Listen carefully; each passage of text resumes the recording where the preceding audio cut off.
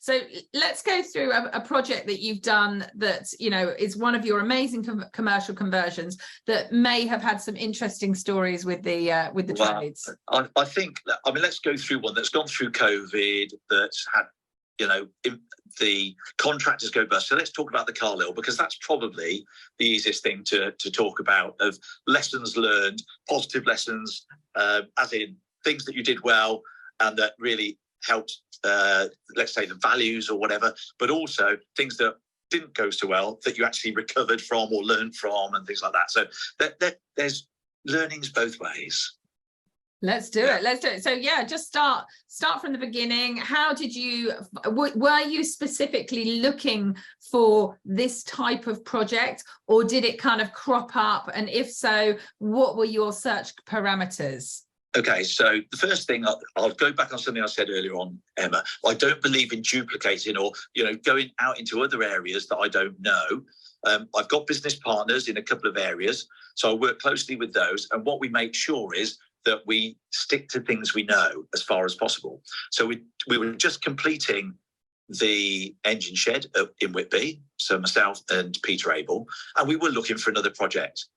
A follow-on project, something that was, because we felt we understood the market there. We understood the tourist, the destination that is Whitby, and the type of people that use Whitby, and therefore the type of people that would potentially use the things that we were going to convert, whether it was buying them or just coming as holiday guests, whichever way around. So we were on the lookout, and ideally, if you look at Whitby, you know, you're full of hotels and guest houses, as well as serviced accommodation. So we were looking for something that was fairly substantial. And we'd looked at one or two guest houses. They weren't big enough, you know, there wasn't enough money in it to start, let alone finish. So we decided that, you know, we'd look further afield, and the hotel came up, the Carlisle came up. It had been on the market for a little while. And when we went to see it, so this is a first learning point, I suppose.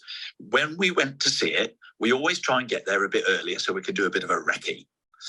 And by getting there before the agent, it also means that sometimes you manage to talk to the vendor a little bit beforehand.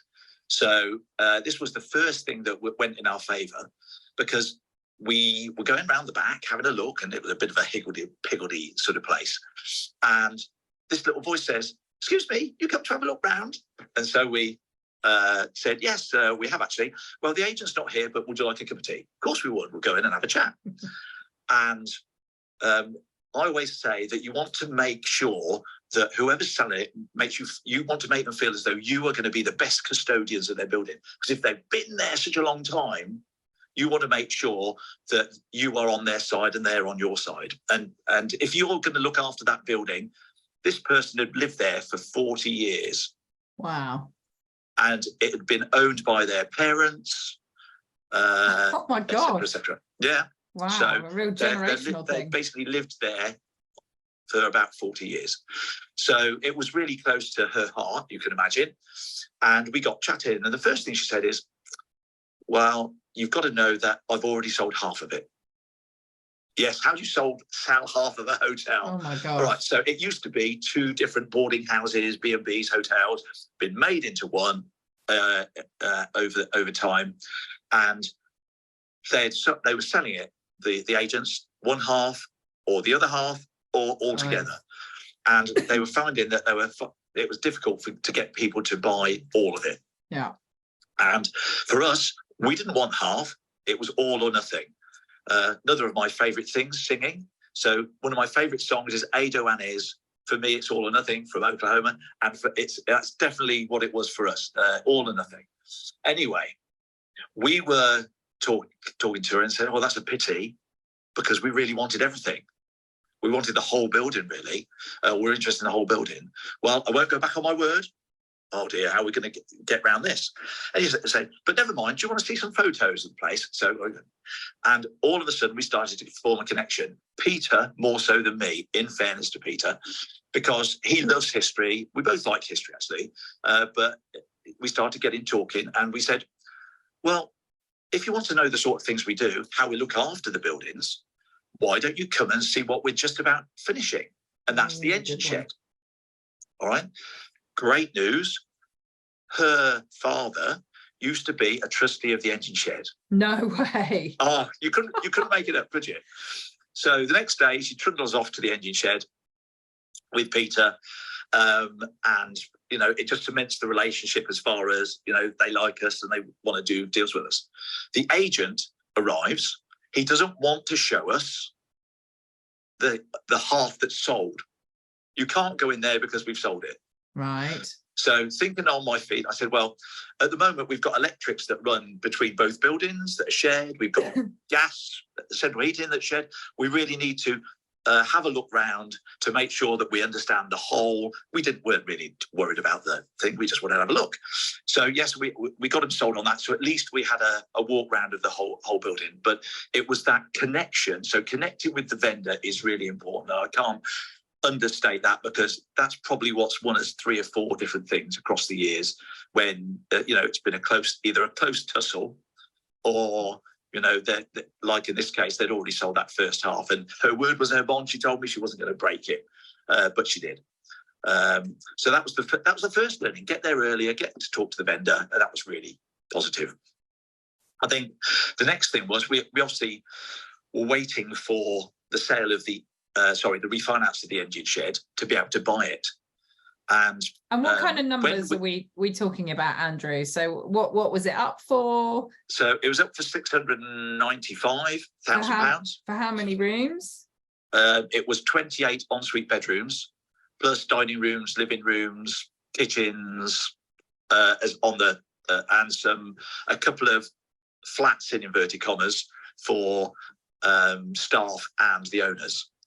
So about 11,500 square feet gross, I think, there or thereabouts, but 28 ensuite bedrooms. And what was when you went to view it, what were you thinking? Well, right from the start, having gone through and started the refinance of the engine shed, our view was that we were going to convert and sell. It was very much a convert it to apartments and sell it, overlooking the sea, get a premium for that view. And that's what we were really looking to do. So we had a very fixed mindset that we would get more money if we sold it, and that we could use that money to create more money, if you like, and we could make more of it than if we kept it over a shorter to medium period of time. So did you already know then with the planners, because often in these beautiful places, they're desperate for hotels not to be shut down. So did you kind of already know that there was an appetite to convert to apartments? Or well, you've hit the nail on the head, because there is it's not an Article 4, but it's a type of local bylaw that you will not get rid of visitor beds. Okay, so that's in Whitby, and probably 2 or 3 of the other areas down there. So we couldn't just get rid of visitor beds. We'd have to apply through planning or whatever. But we'd already had discussions. Our planning consultant and architect had talked to the planners, and they were happy for it to be brought back into use. And we were happy for it to have a holiday let restriction. Okay. All right. So that holiday let restriction means no one person stroke family can use it for more than 6 months in 12 months. So people could buy it as their, pop along to the seaside, but they couldn't use it and physically be there for more than 6 months in any 12, or they could let it out or do a combination thereof.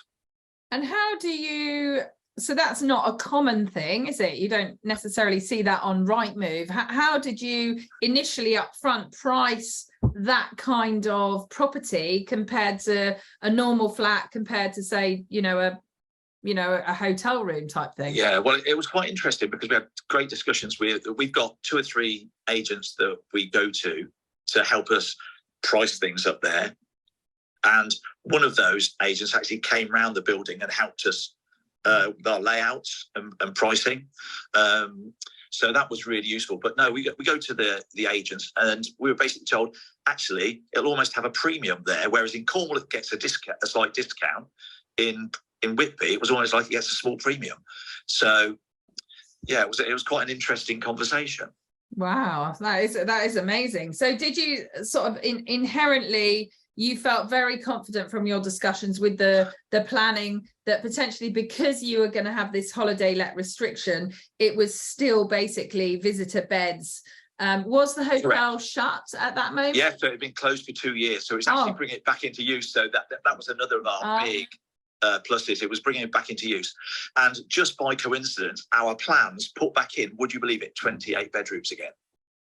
Okay, so it was literally perfect, like for like, so to speak. Yeah, like for like.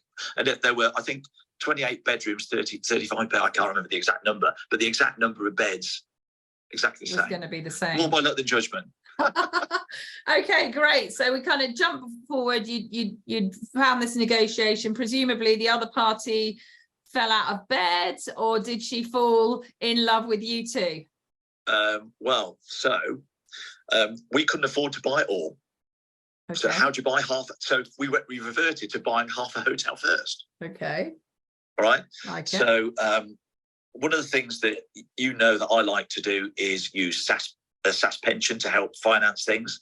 And Peter, my business partner, had his SAS pension. So because we hadn't sorted the refinance of the engine shed, Peter's SAS helped us to buy the first half of the Carlisle. Okay. And we then took an option on the second half and had, I think it was about 6 months to complete on the second half, which just gave us enough time to get everything sorted. And so did the other person drop out, or? Well, they didn't have any chance of dropping out because it was sold to us and we hurried along to get all the paperwork sorted. Fantastic, I like that. So was it kind of like it was the colour of your money that kind of drove that, or was it relationship? I think it's two things, isn't it? A, the relationship was formed. Do we want to sell to this person, yes or no? Or who do we prefer to sell to? And I can't say it was me. I'll have to say it was Peter, because he did more on that front than me. I don't want to take credit where he really needs all that credit. So I think that was number one. Number two, it sold it at the asking price to one person straight away, albeit that we did buy it in two halves.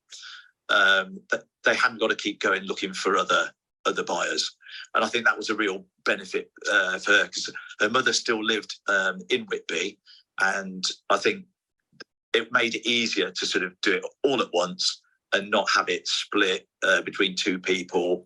They needed the sale. I'm not going to say any more than that because it would be unfair, but they really needed the sale to get along fairly quickly.